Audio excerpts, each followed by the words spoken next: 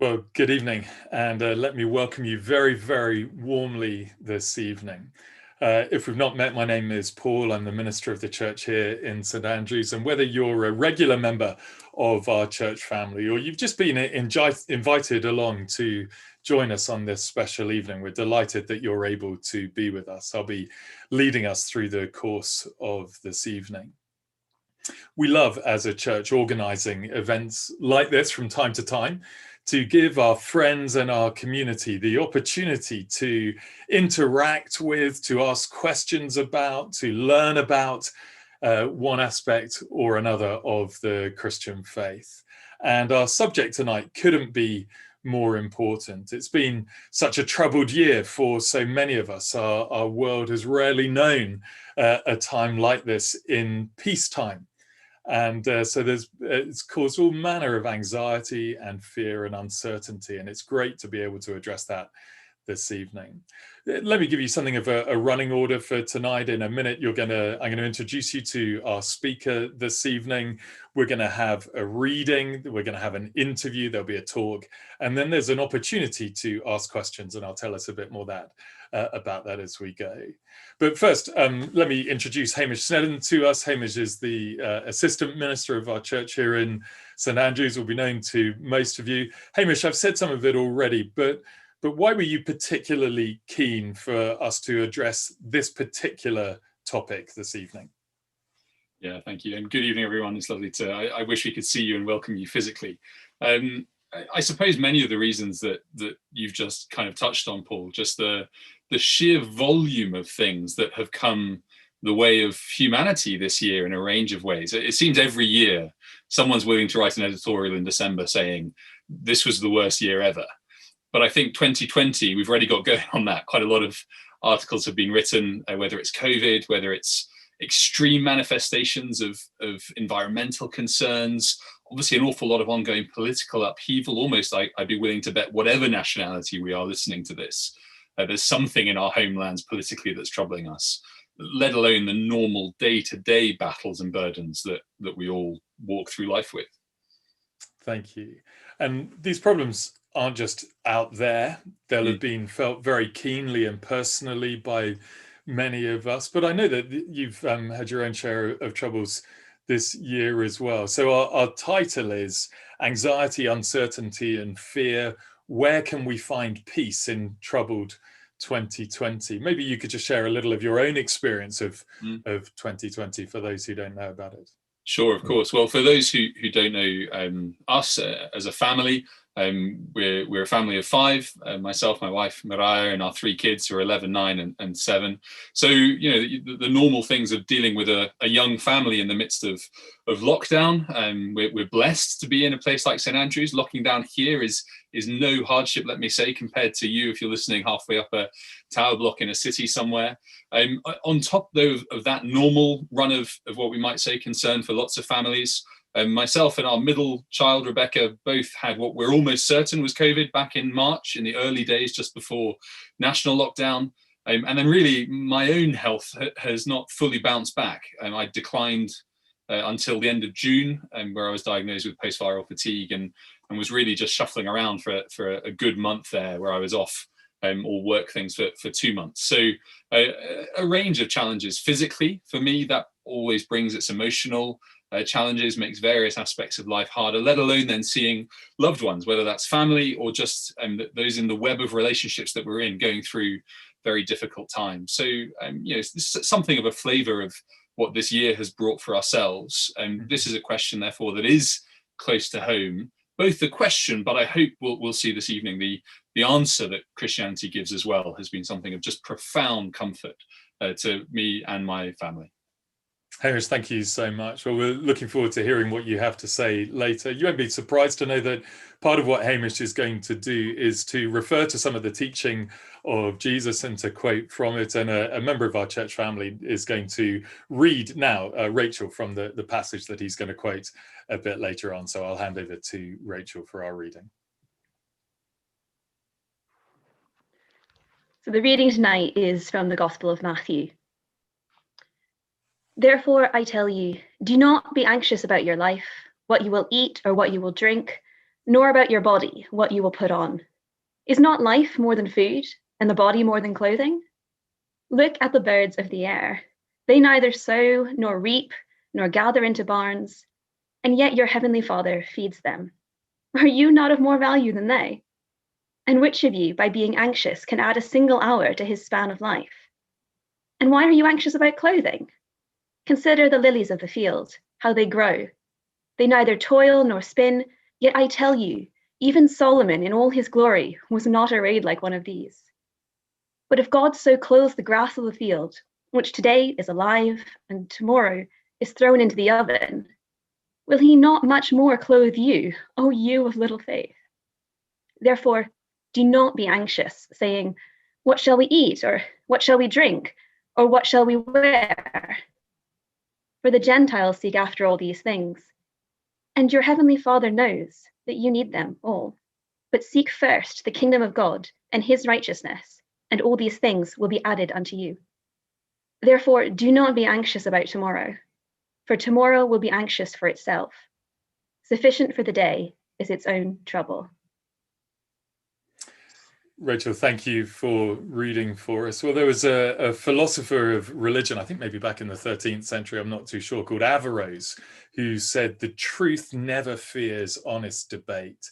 And it's always our hope on evenings like this that we won't just have an opportunity to present the claims or the perspective of the Christian faith on an issue like this, but that we'll have an opportunity to discuss it together and to interact with questions.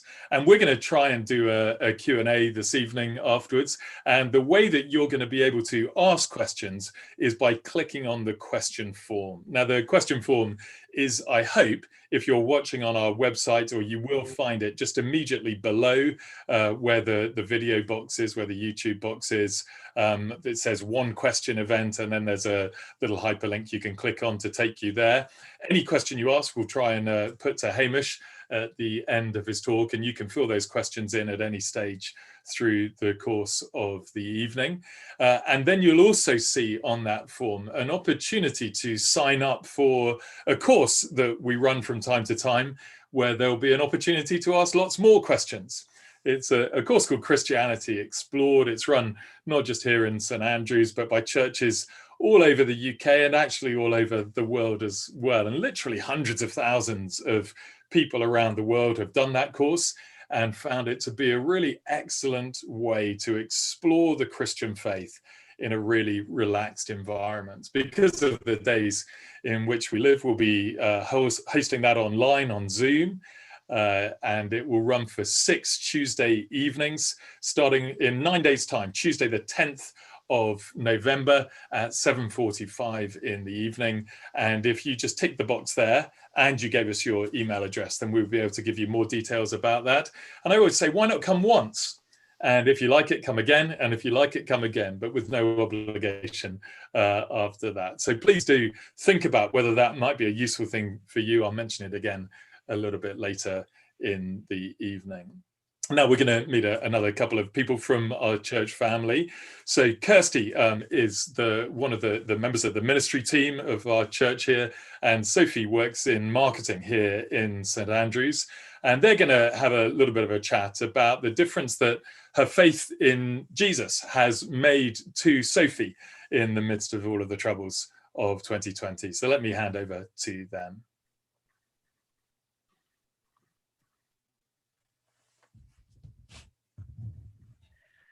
Hi, Sophie. Thank you so much for being so willing to be interviewed. It's just such a joy.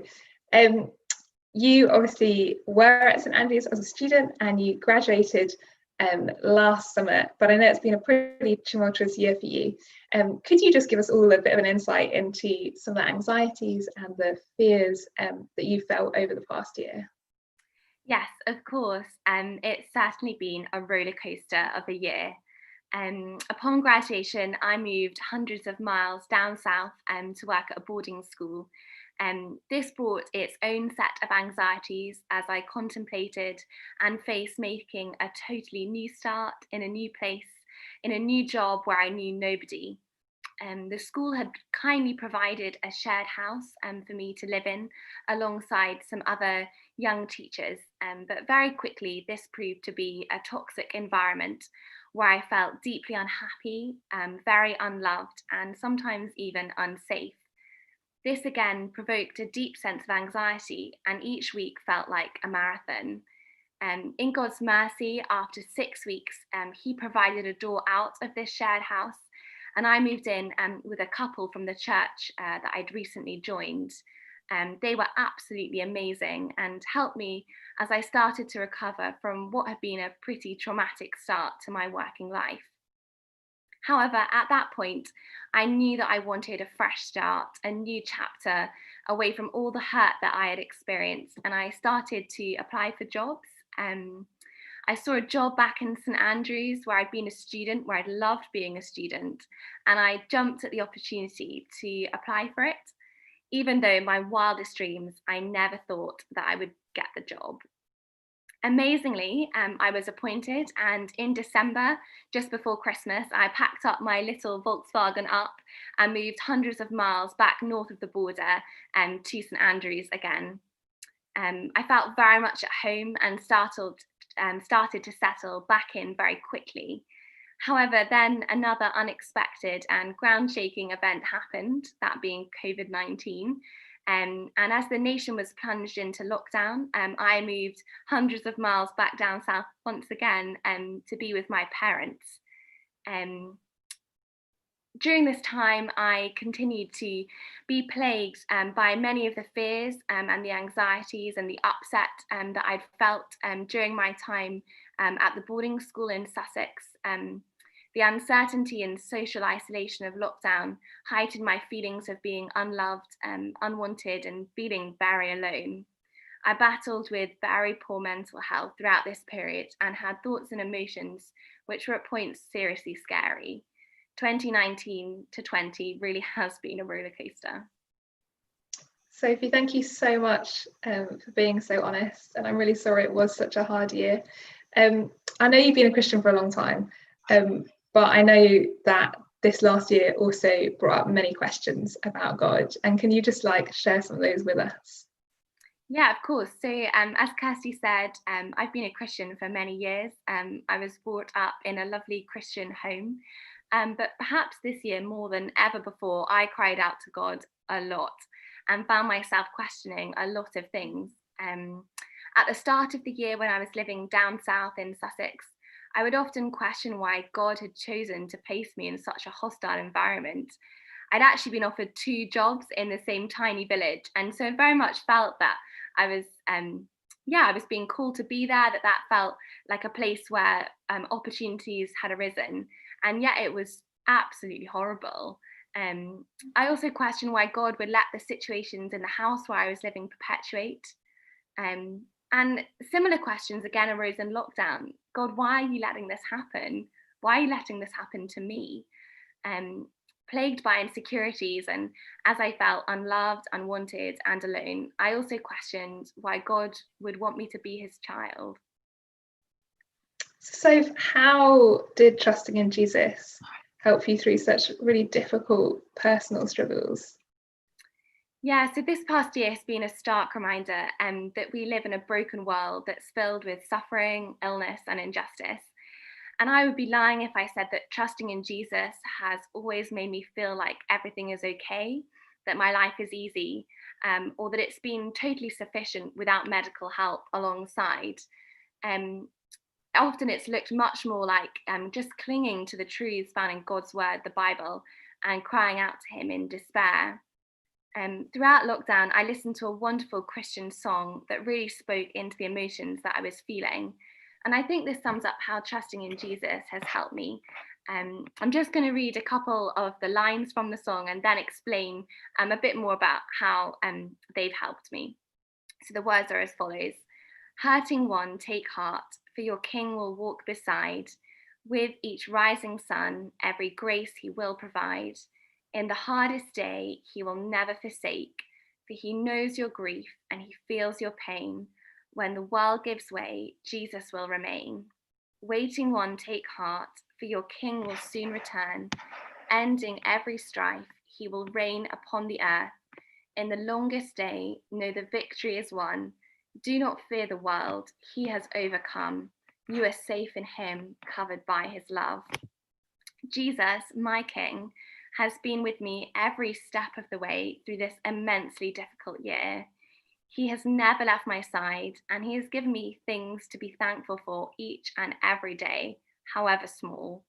What is more, he promises to make this world perfect one day, like it was always meant to be. He promises that those who have put their trust in him will be with him in this perfect eternity. And knowing these wonderful truths, clinging to them, has sustained me through a really tough time. It's amazing to hear, Sophie. But I guess for a few people watching, they might be thinking, oh, well, that's great. Sophie's got her faith. That helps her in her struggles, but I've got other things. And I guess, what would you say to someone who asked you that? Yeah, so as I look back on this past year, I think there are certainly things that can help us all cope on a kind of day by day level with the struggles that we face. So for me, those things would be some of the amazing friends that I have, my family, my mum, my dad, my sister, exercise, going for a run, getting some endorphins flowing through my body. However, these are very much temporary solutions, and they're not things that solve the problem. They're a bit like painkillers. They dull the pain for a time, but they don't fix the problem. But Jesus, on the other hand, died on the cross to forgive sinners like me, and to ensure that we can have a relationship with our Father God, have eternal life that is free from pain, suffering, worry, and fear. And so trusting in Jesus is the only complete and final solution to any struggles that we face in this world. And amazingly, this hope is not only for the future, but it's also for now. We can cry out to God and tell him our burdens and our struggles. And even more amazingly than that, he is a God who has felt our pain. God became man, and Jesus walked this earth, and he faced some of the physical pain and the mental battles that we face each and every day. And so as we cry out to him, he hears our prayers, and he feels our pain too, and he's with us through that suffering. And so as we look to the future, it's obviously as unknown as it ever is. But how has what you've learned this year, how does your trust in Jesus help you face the huge uncertainties of what's to come next? Yeah, thanks, Kirsty. As I look back on this past year, it's been amazing to see how God has been at work in my life. I truly believe that the all-knowing and all-powerful God took me to Sussex, and that through this difficult and traumatic experience and the hardships of lockdown, he has taught me to depend upon him more and to cry out to him each and every morning. I'm someone, as you know, Kirsty, who likes to have a plan, he likes to be in control, and he likes to know what is to come. However, I've learned that this is just not possible. At many points over this past year, as I felt overwhelmed and burdened, I've just had to plod on day by day. I confidently trust in my God and Saviour. And as I look to the uncertain future, whatever that may hold, I truly believe that he is in control. That is not to say that my fears and anxieties have evaporated. That's completely not the case. But rather, as I seek to weather the mental storms that I face, I do so with an eternal perspective, trusting in Jesus. So it's lovely to chat to you as ever. Thank you so much for being so honest, for sharing a glimpse into your life and into the great hope that you have in Jesus. Thank you so much. And I believe I'm handing over now to Hamish, who will bring us our main talk, which is wonderful. Yep, indeed. Thank you so much again, Sophie, for being so open. Kirsty as well for helping us just hear a little bit of Sophie's story. And I guess her story may well be quite similar to some of yours listening in. It's been a very strange year, hasn't it? And as Paul's already said, that's why I wanted to put this evening on, to have a chance just to explain a little bit of the Christian hope that is found within troubles.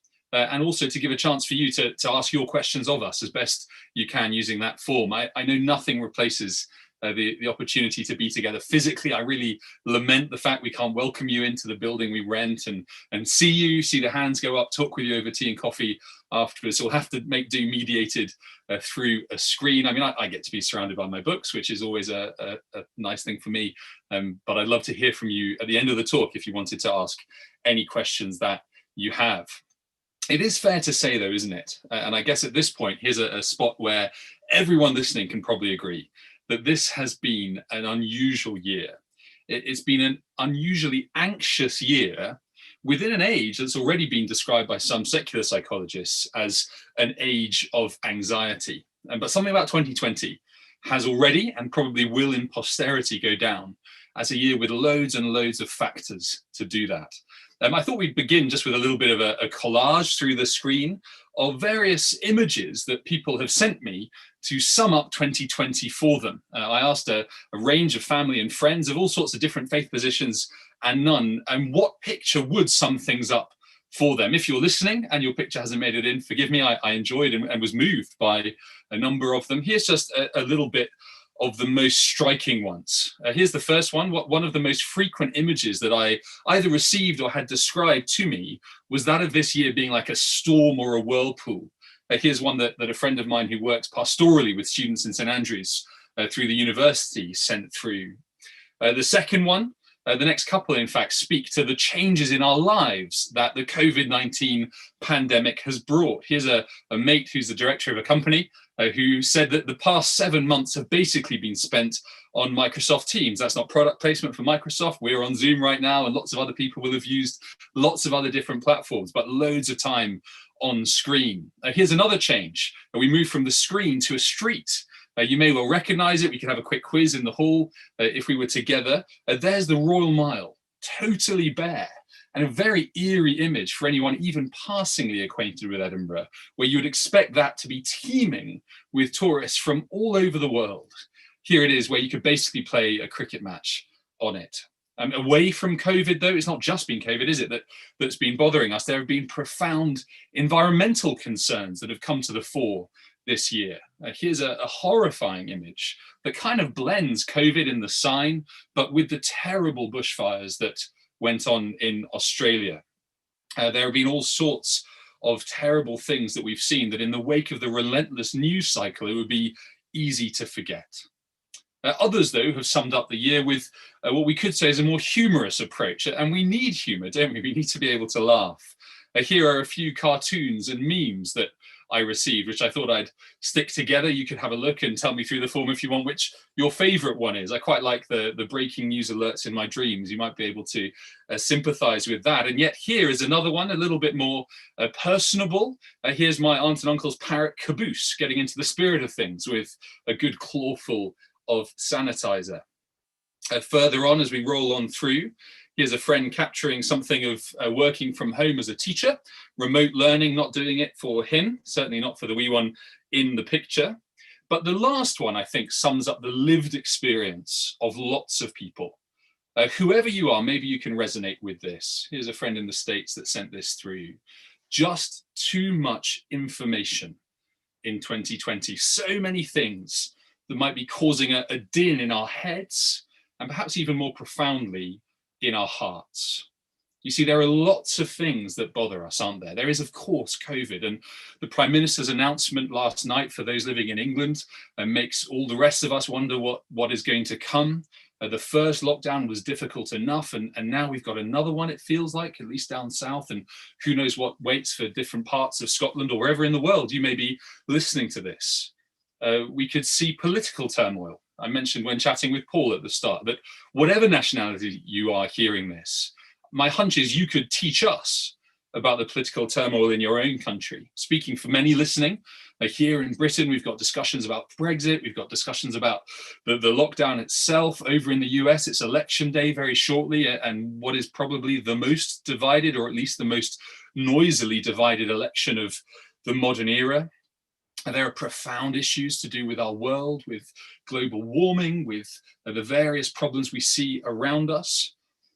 And there are always, aren't there, the personal issues, the profound weights that every single heart behind a screen is going to be bearing right now. And all this external noise takes the stress and strain we feel there and maybe just accelerates it to an unbearable pitch. Just a few days ago, on October the 21st, there was a comment article in the Times by Alice Thompson with a range of statistics about the terrible toll on mental health that this year is taking, just in the UK alone. 43% of adults polled would say the pandemic was having a negative impact on their mental health. The Office of National Statistics found that rates of depression have almost doubled, from 1 in 10 to 1 in 5 just in the last 15 months. Amongst the most badly hit are those in the 16-year-old to 39-year-old bracket, which I know lots of people listening are going to be in. A staggering almost 30% of people reporting depressive symptoms. Now we could go on, but my guess is I don't need to persuade you that this is a really serious issue. And let me say right up front, and it's really important that you hear me on this if you can, that I am not tonight, and we are not as a church, in any way wanting to be glib about these problems, especially clinical mental health problems. I'm merely citing those numbers to show what is going on. There are many more who may not clinically be in that boat, but are feeling emotions akin to it. And let me say that if you are struggling with your mental health, listening to this, please don't struggle in silence or in isolation. It's great to hear Sophie being so honest about it. Please do talk with someone who can support you. And if that someone were to be us as a church, we would love to help you with that and walk you through that. As Sophie said, Christianity, the message and person of Jesus, is not a silver bullet for these things, but rather a profound anchor, the only solid foundation, we would say, with which to wrestle with these problems that are just common to all people. Where we're going for the next few minutes or so is to try and ask the question and answer together why it is we as a race, as humanity, are struggling so much, not just circumstantially, but rather why are we being shaken so profoundly within ourselves. My hope from that point then is to articulate something of a Christian response, for I'm persuaded from that reading earlier that Rachel read to us, as well as many other places, that there is something good and beautiful and true that Jesus says into our lives and our hearts right now. And then after that, there'll be a chance for you guys to type in, send in questions, and then we'll have a time of Q&A where we can knock some of those things around.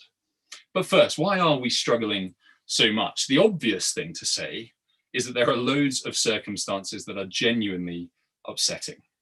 I guess I don't need to go into that anymore. We've already gone over that ground this evening, haven't we? We only have to open a paper to see them. What I find fascinating in terms of our own humanity is that of the various options on this menu of misery in 2020, there will be some that exert a particular pressure point on our particular hearts. Not everyone is going to be equally exercised by every single problem that besets them. And yet there are many, aren't there? And so wherever our particular buttons are pressed, we are under pressure this year. I want to go a step further though, and say that it's not merely circumstantial. Obviously, the presenting problems are what we see around us, but anxiety and uncertainty and fear is common to humanity, isn't it? It's just that it's being experienced in dense packets right now. And what I want to suggest is that the circumstances of 2020 have levered even further apart some of the issues in our hearts that we all individually, but actually as a wider society, hold to. But this year's just churned them up to a serious pitch. The first I want to suggest, and I'd love you to listen to this critically, and do get in touch through the form if you wanted to push me on any of these. The first problem, I think, is that we place ourselves individually and those nearest to us at the center so often of reality. A kind of self-centeredness can creep into the way we view the world and the way even we view others around us, as an almost a myopia that can breed anxiety, that can breed fear, and certainly that often thrives on uncertainty. Have you ever had that experience where you're standing in a queue, maybe? Obviously right now this is going to be less normal, but someone suddenly comes too close to you. They invade your personal space. Some people's personal space is like a force field, kind of 5 meters wide. Others is 0.5 meter. Right now it's a mandated 2. But when people get closer, we start getting a bit twitchy. Well, it's the same emotionally, isn't it? We've kind of got this emotional force field around us, which when issues press in, we start getting antsy. We get uncomfortable. We get fearful even. It could be all sorts of things that trigger us in that way. But it's easy to have a mindset that it's me that matters. Or perhaps less overtly selfishly, it's my family, it's those who are nearest and dearest to me. But whatever it is, we can run the risk of putting ourselves bang at the center of all things. And that often will end badly in how we feel. Secondly, a little bit more broadly, we might say that not only do we place ourselves at the center of reality, we place humanity at the center and make our fellow people ultimate. Now that will sound and is in some ways less selfish or less self-centered than putting us at the heart. But we could say it's less egocentrism, me-centeredness, and just person-centeredness. So that if you're like this and you put other people at the top, you will be very anxious about the problems that are happening in the realm of social justice.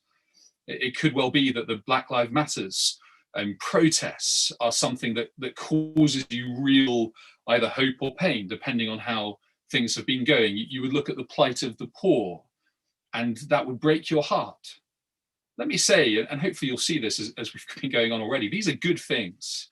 It is a good thing to want dignity and equality for people. It is a good thing to desire justice for people.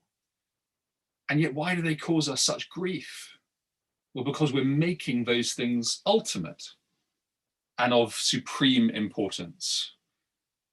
And it's this third one I'm about to suggest that I think intersects with those first two to make the concerns we see in this world of ultimate importance. And it is that we live as though this world is all there is. The fact that we can make health, politics, wealth, and so on and so forth ultimate means that we think there is nothing beyond really this world in which we live. Just here on my shelves, I have a globe, being blessed and privileged to be able to travel a little bit through life. But it can help us as an image of what we do. You see, we've taken this, and rather than saying this is a world that was created by a God to be in relationship with him, we've boxed it off and created a closed system where this is all there is. There is no God, there is no eternal future, there is no heaven nor hell. There are no consequences beyond what we can see and taste and touch. So if it's just this world, then it's just us as people. But when push comes to shove, if it's just us as people, well, it's just me and mine that matter most. It's something that the Bible describes in the language of sin, actually, of getting rid of God and of just turning in on ourselves and saying, no, we don't want that which God has made. We only want the stuff itself. But there have always been, whatever our beliefs are, two supreme things that pierce that closed system we've created. One is profound joy, that moment perhaps where you held your child for the first time. Or think back to that moment of the most profound happiness you can remember. Just a hint that actually there might be more to life than just machines self-replicating. That's one. But the second, and here's where we come back to 2020, is sorrow. You see the tragedies of our current world, the injustices that we see, the destruction of the world in which we live and we are to steward. Those things are shaking our presuppositions, our convictions, and is getting through to us and saying, hang on, maybe there is more to life than this. Think of all the pieces that were written and spoken in the first lockdown about, well, there must be more to life than just the rat race. Must be more to life than just the money one earns. Must be more to life than constantly being on all the time. But the answers we come to, the value systems that we end up settling on again, do they work? Do they get rid of our anxieties? Do they solve our uncertainties? Do they calm our fears? I want to push further now and suggest that as long as we keep looking within ourselves, within other people, or even just within this world for the solution, we will always keep chasing and we will never find peace. Because we as people are broken, and we as people are not sufficient to get ourselves out of the hole that we have put ourselves in. And so that the battle, the quest, the pursuit for contentment, for what we might call rest, for peace in the face of our fears, becomes a little bit like Sisyphus. Now, those of you who know me will know I'm a bit of a geek. Those of you who don't know me, you may well know the myth of Sisyphus, the trickster Greek king of Corinth. He was condemned by Zeus to eternal labor, always working, never resting. So if you are in a Sisyphean task, it means you're just constantly trying something that you will never succeed at. And here's a picture for our day of Sisyphus. He's not just pushing a rock up a mountain, he's pushing a masked world. I'm sure that Boris Johnson or insert world leader here would sympathize with Sisyphus right there. But I wonder if you think that diagnosis is right, that we will never achieve happiness, that we will never actually be able to find rest ourselves, that like Sisyphus, that particular rock will never get to the mountaintop, but will always roll away. Doesn't that sound a little bit bleak? The French philosopher and novelist Albert Camus, he thought that was bleak, but he also thought it was true. Look at what he says just for a little bit in his work, The Myth of Sisyphus. He says, in a universe suddenly divested of illusion and lights, our closed system world again, man feels an alien, a stranger.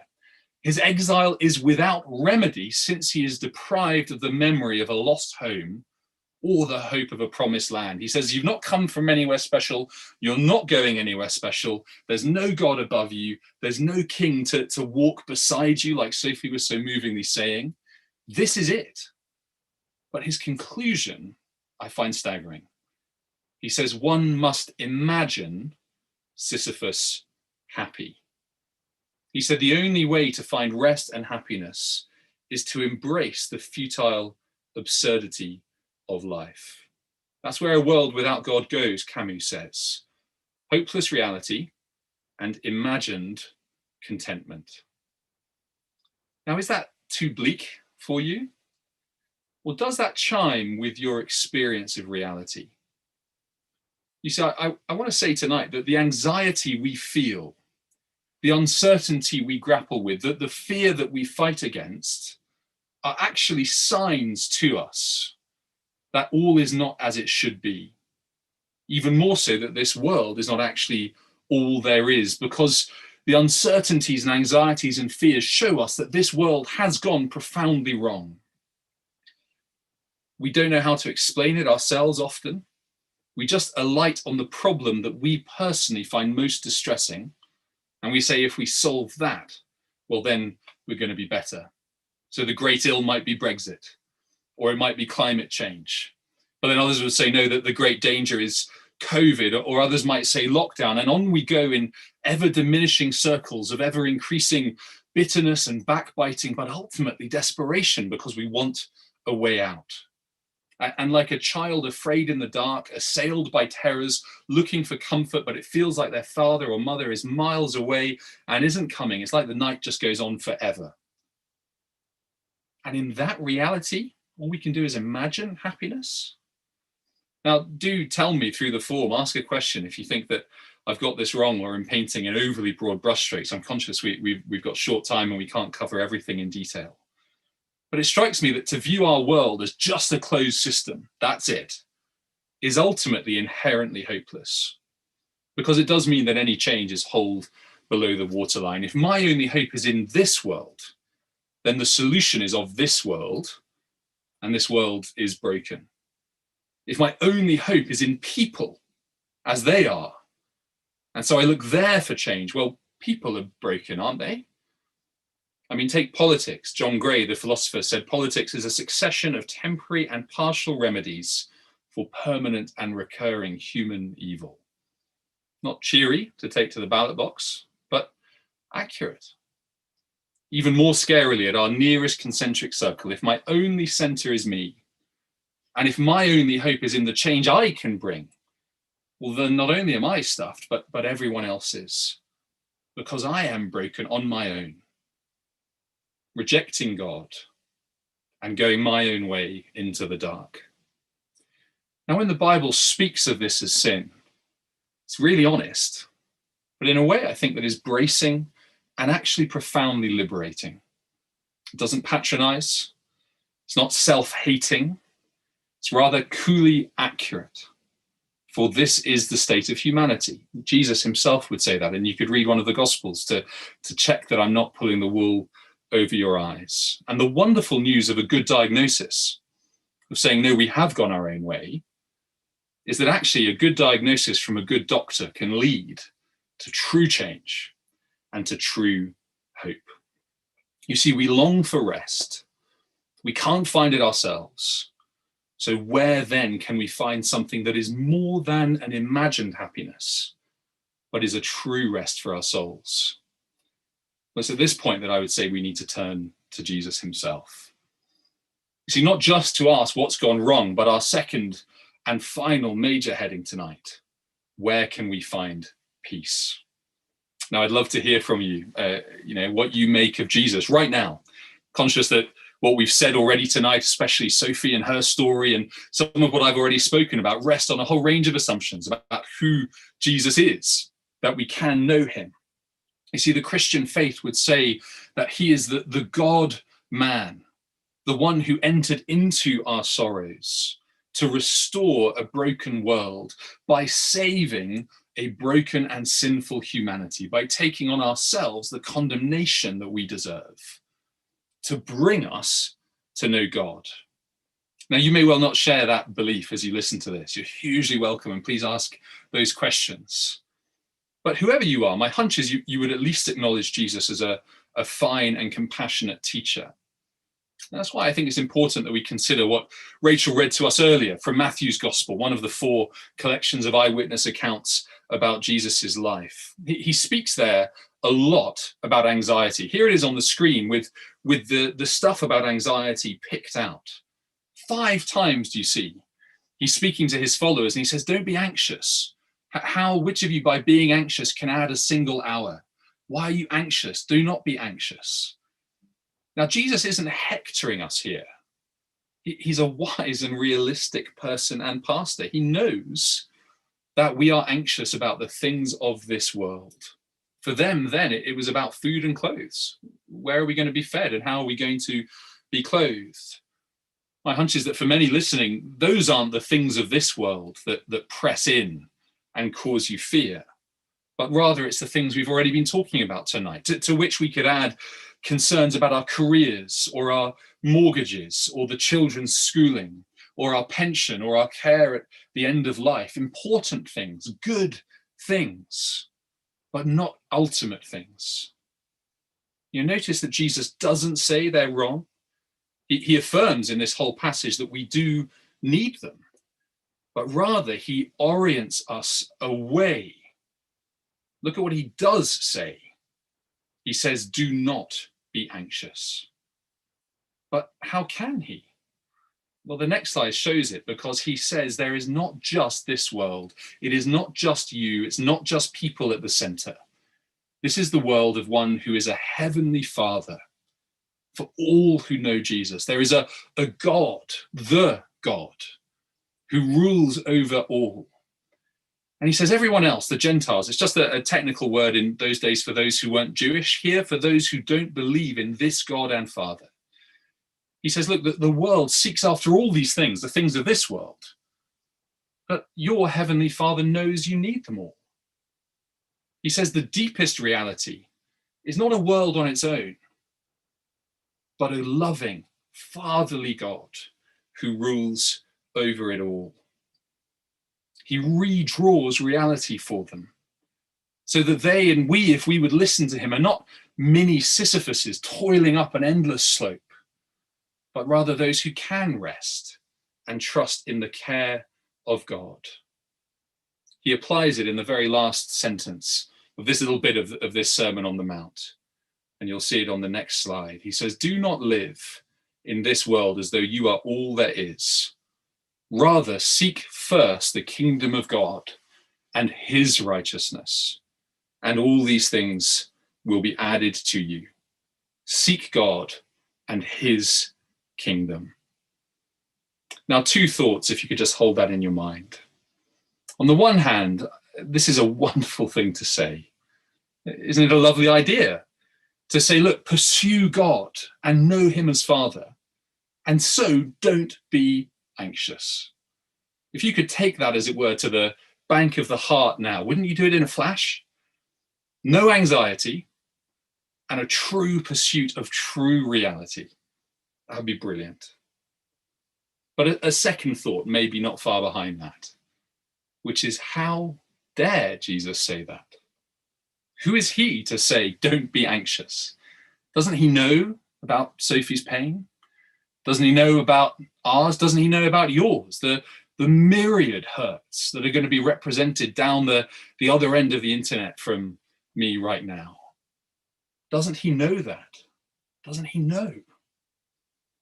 The philosopher John Gray, who I mentioned earlier, just published a book about cats, about how cats can tell us the meaning of life. And one of his takeaways is, don't live as though there was an imagined future. He may well say of this, pie in the sky. Of course you want to believe it, but get real, Hamish. You can't. If that's you, please do talk to us and push me on that.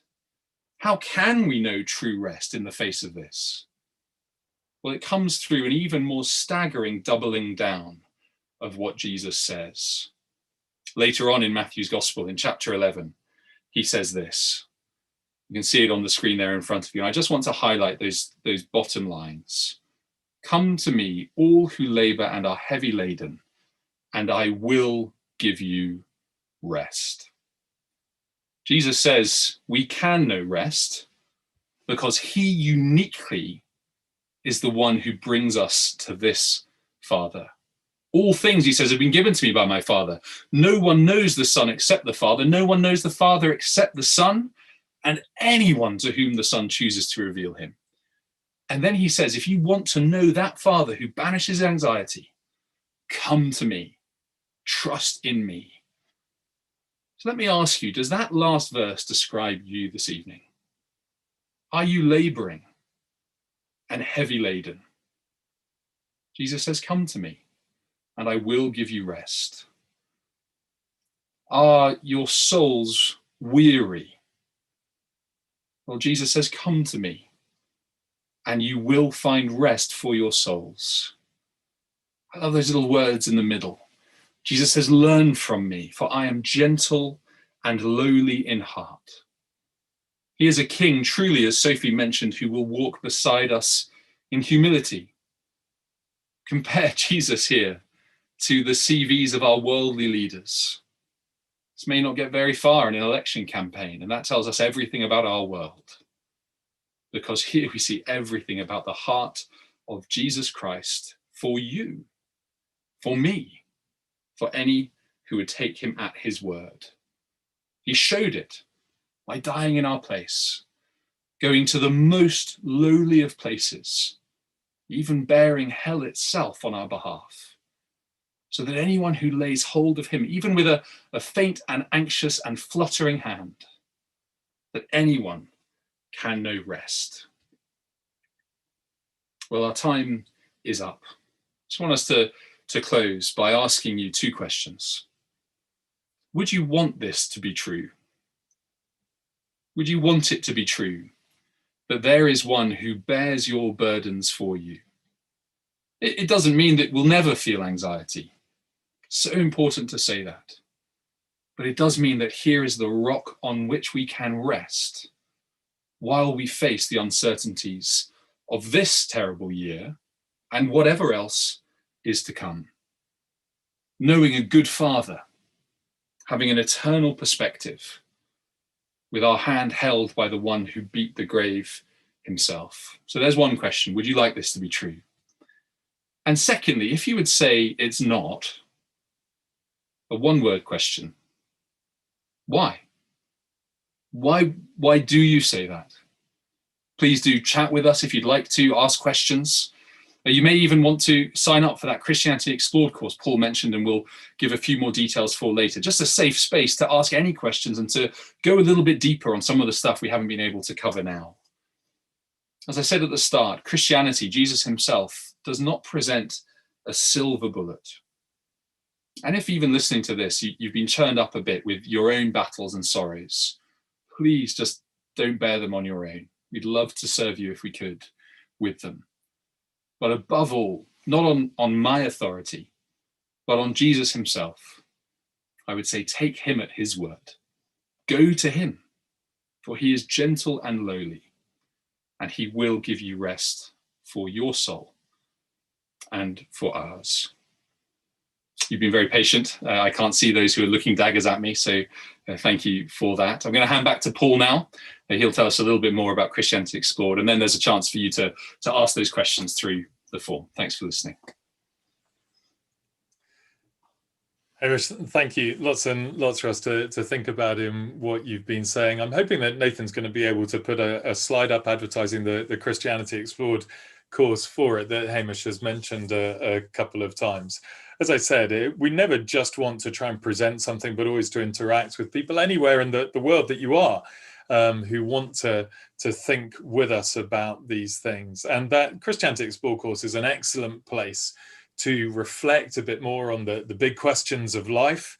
And I'm not sure if it's 6 or 7 weeks that we're going to try and do between now and Christmas, hopefully, beginning on Tuesday, the 10th of November on Zoom, 7:45. If you see my email address there, you can ping me an email anytime if you want some more details about that, or you can sign up for it through the question form. Thanks, Nathan, very much indeed. Well, let me refer you again then to that question form. There's been some questions that have been coming in already, and we're going to try and put some of them to Hamish now. But as you keep on submitting questions through that form just below, through the YouTube box, then we'll try and add them to the pile of things that I'm going to be asking Hamish. I say pile like it's paper. Of course, it's all just on a tablet in front of me, and I'm going to try and read them to him now. Hamish, we've got some questions, I guess, more around the diagnosis side of things, and some more around the solution side of things that have already come in. Mm-hmm. Let me put one to you. Maybe this is just a clarification. The questioner puts it, do you not think that our hearts should break for the poor and the homeless? Even if we thought that this world isn't all that there is, shouldn't our hearts break for those whose life is nothing but a trial? Maybe you could just comment on that. They absolutely should. And I'm really sorry if I wasn't sufficiently clear on that. I tried to draw that distinction between a good thing and an ultimate thing. So of course it is a profoundly good thing to be compassionate for those who have nothing, for those who have less than ourselves. We see that embodied perfectly in Jesus himself. So it'd be grotesque for a Christian to say, look, that doesn't matter. It's not that at all. It's rather saying that there is an even bigger set of problems that we need to grapple with, because this world is not alone, such that the one who has nothing in this world, even if they gained everything and yet didn't know God as their father, ultimately would still be in a terrible situation, Jesus says. Jesus himself can say in another one of the eyewitness accounts, what does it profit a man to gain the whole world and yet forfeit his soul, basically give up his very self by not knowing God? And that's what I'm just trying to draw is, yes, of course we should be compassionate, but that there is an even bigger canvas which we have to grapple with. I hope that tidies that up a little bit. Thank you. And I know you'd want to say not only be compassionate, but do what you can to help. Absolutely. We've got people all around us with all sorts of needs, and anything that we can do. It's been wonderful to have so many people volunteering to help out in their communities right across the country. And it's been great as well to begin to appreciate a bit more the help that key workers provide for us in the day-to-day running of our society in a way that maybe we've been blind to for a period of time. Now, someone wants to challenge you on something. You talked about hopeless reality and imagined contentment. And the question, Mr. Snedden, Reverend Snedden, I should say, is how do you account then for happy, content, satisfied atheists? Yeah, it's a great question. And I would say that if that is you, then on one level, I'm delighted for you. I think it's a great thing to experience contentment. That is a wonderful gift. The question is that contentment fitting with your own view of the world? And is it consistent with the view of the world that you yourself would hold on to? So taking an atheist, for example, one who would say, indeed, this world is all there is. Might be various mechanisms to explain how we got here, but there is no God. If that is the case, well, why should we even care about contentment, let alone chase it? Because all we are is a bunch of atoms that have kind of been haphazardly thrown together, and we've got various juices that slosh around in us. I know I'm not a scientist, so I'm being, not only vague but wrong, I'm sure. But what's the point if there is no God? Further, if contentment is good for you, well, then what would stop me, if there is no God, pursuing contentment myself, even if my contentment were to come explicitly at your own cost? So we end up in a scenario where we are just ourselves in the world, doing whatever we can to maximize, to actualize our own happiness. But if we run that out to its conclusions, not even, I think, absurd conclusions, just logical conclusions, we end up in a really unpleasant world ourselves, which is why I find someone like Camus interesting and helpful, not a believer at all, an avowed atheist, but saying, here's where my own worldview is going to lead me. Others like Friedrich Nietzsche went down another path of, well, there is no God, so that the true Superman does what he can and is happy. And so we go. But those philosophies I find pretty subhuman when you take them out that far. So I would say, to try and put a bow on it, yes, that felt happiness is right, as in it's possible, but it's not lasting. If Jesus, to bring him in, as we must as a Christian, if he is accurate about his diagnosis of ourselves and the world, to not reckon with God then at all is to put ourselves in a profoundly serious situation. Because I can be as happy as I can be in this world. And again, Jesus told parables about this. Be as happy as I can be. But one day I will meet God.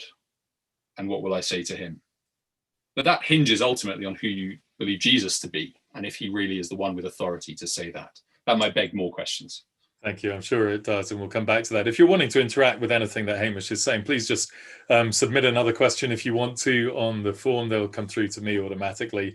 But I should just say, I'm only going to let this Q&A run for another 7 to 10 minutes. We're not going to be here all night, so do bear with us as we work through some more of these things.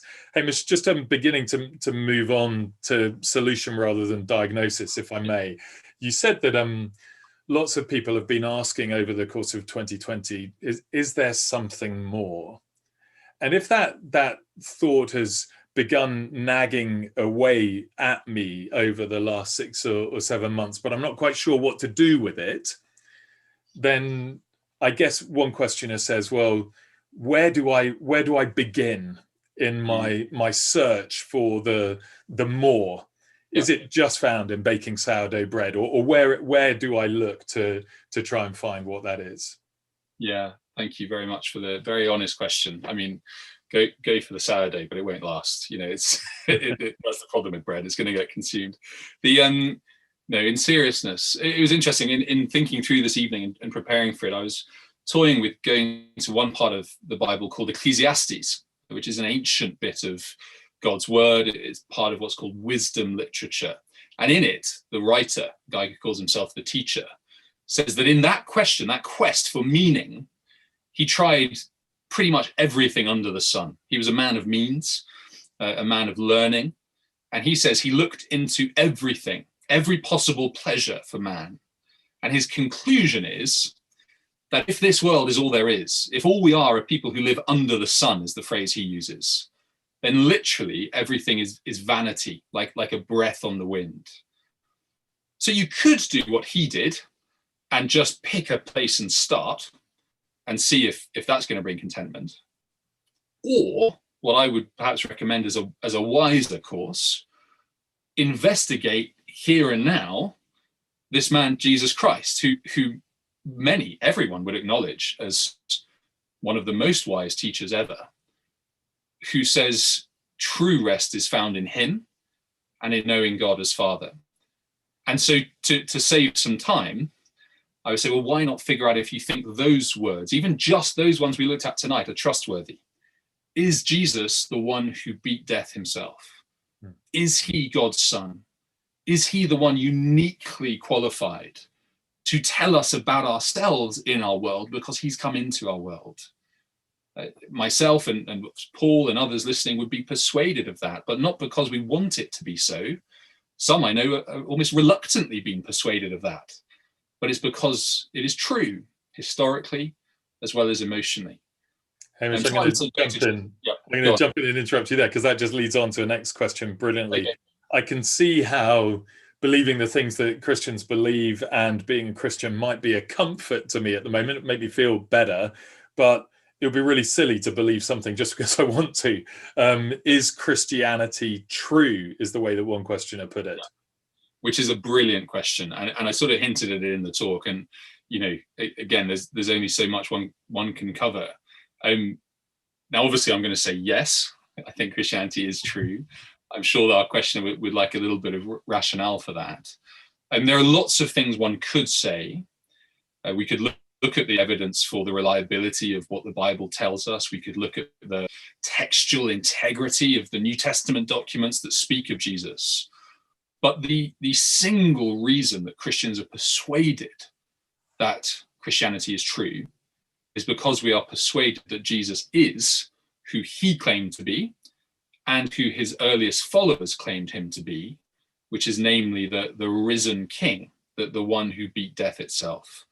And one of the most famous early followers of Jesus was a man called Paul, who wrote many of the letters that now are part of our New Testaments. And he famously said that if Jesus was not raised from the dead, then he, who'd given his life to talk about Jesus, and all Christians are more to be pitied than anyone else. Basically, someone like myself, it's a total waste of time, because if Jesus is dead, it's just not true at all. It's like the keystone of a bridge, which if you take it away, the whole thing, no matter how weighty, aesthetically beautiful, intellectually coherent, no matter all of that, if Jesus is dead, forget it. But actually, in the Bible, outside the Bible, when you just apply history to it, there are really good reasons to say Jesus did rise from the dead, and therefore that his word is more trustworthy than anyone else's. And his thoughts are a sure guide to reality over and against our own. So absolutely don't believe it because you want it to be true. Believe that which is true. But I would say to anyone, do the hard yards, see what you make of the resurrection, and see if it can bear the weight of genuine questions. Hamish, thank you. And actually, we've just spent the last 2 Sunday evenings looking at one of the chapters in the Bible that talks about Jesus' resurrection, and you could find the video of those talks on our YouTube channel, or indeed the audio on our website if you wanted to interact with those. But there are 2 kinds of questions that people ask about the Christian faith. One is it true? And the other is, does it work? And I just want to say we welcome both kinds of questions, and these one question evenings that we have from time to time. Sometimes we look at the kind of truthy type ones, does it really stack up in the face of science and a whole bunch of other things? And other times, just the moment we're at in our world, what does it work? How does it make a difference in our life? But that Christianity Explored course would be a great place for both of them. Hamish, I promised people we wouldn't go on too long. 2 final questions. And I get to ask you to make your answers just a little bit shorter, if you might be able to, so that we can cover that. So just a really practical one for someone. What is the real tangible sense in which Jesus takes away our worries? Christians are still living with all of the mental health things and uncertainties and everything else that you were outlining tonight. So how does he take them away? Thank you. I thought that if you were the person asking the question, if you were here for Sophie's story earlier, I thought the way she quoted from that Christian song was very moving. Just jotted down one line: hurting one, take heart. So no denial that there is genuine pain, but a true call to confidence in it. Why take heart? For your King will walk beside. There is not a world-denying or pain-denying aspect to Christianity. Rather, Jesus, even in that bit we looked at, affirms that the anxieties almost of his followers. He says, I know they're there, but know that God is with you, know that God is for you, and that Jesus is King in it. Very tangibly, that means on a day where I wake up right now feeling really frustrated that I'm still at 50% battery life. I can't open a jar of olives at the moment, which is not, one of my gifts has been being a gorilla. Like I can generally do that. In that moment, and others much more profound, I can know and speak to and just cry out to the one who is my Father, Father, this hurts and this is difficult. But like a child will go to his parents for comfort. The promise of the gospel is that Christians can do that. Not an anesthetic, but true hope and direction in the midst of it. If that was your question personally, loads more we could say, so please do get in touch. Thank you.